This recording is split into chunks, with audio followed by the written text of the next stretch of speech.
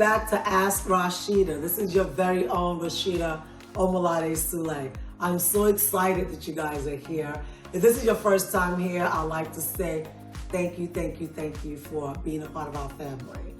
If you have not subscribed to my channel, hit the subscription button, hit the like, and comment if you have any questions that you would like me to answer.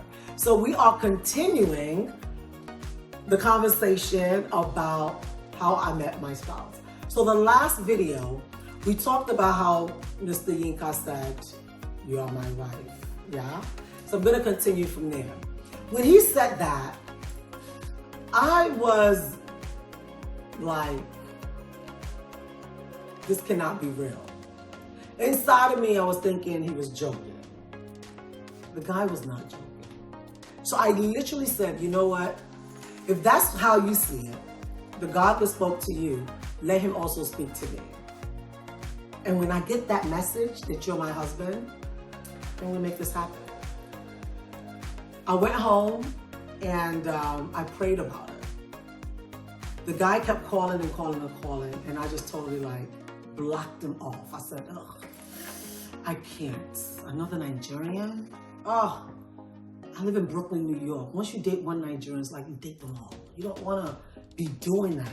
And this is a good thing. This is where I want to advise you ladies that you have to love yourself more than the whole situation. It's not about a day of the wedding day. It's more about this person that you're going to be living with for the rest of your life. He was not looking too attractive to me at that time. Because, you know, I love tall men. Y'all ladies that be loving them tall, loving them dark, loving them, GQ. A lot of times God would not give you what you want in the beginning. But I promise you this, at the end of the day, that man that you did not want, he will meet every need, and then he'll become all that you've ever needed and wanted. I promise you. I promise you. So basically what happened, after a while that I cut the phone and I'm like, look, this guy, don't call me no more. I'm so done. I went home one night and I said to myself, I said, you know what? I understand how the enemy moves. So I prayed. I said, God, my sin can't be that bad that you cannot allow me to see whether this man is my husband. If it's just a dream, let me get something to know whether he's my husband. I don't want to make a mistake, and I don't want to be anybody's baby mama. And I promise you, that night, there was a dream that I had 5 years prior, and God brought that dream back to me.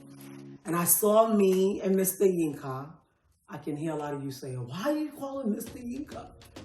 Story for another day, okay? Story for another day. So,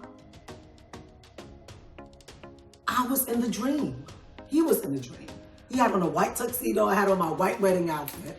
And we were doing electric slide. We were doing electric slide. I was like, whoa.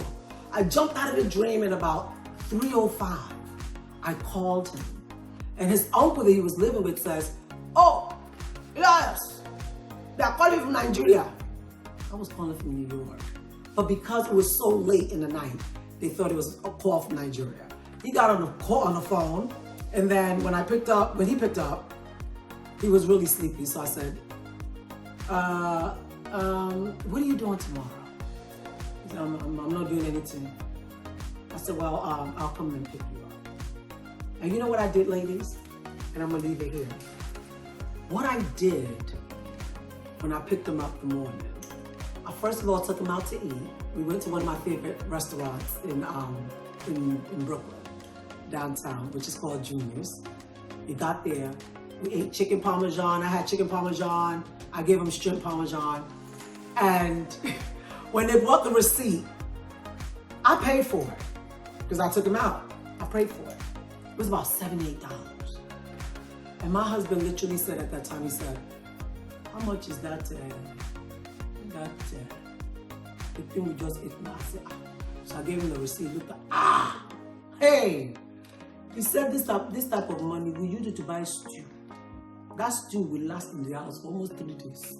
He said, please, I laughed and laughed and laughed. And that right there was everything for me. Because I love to cook.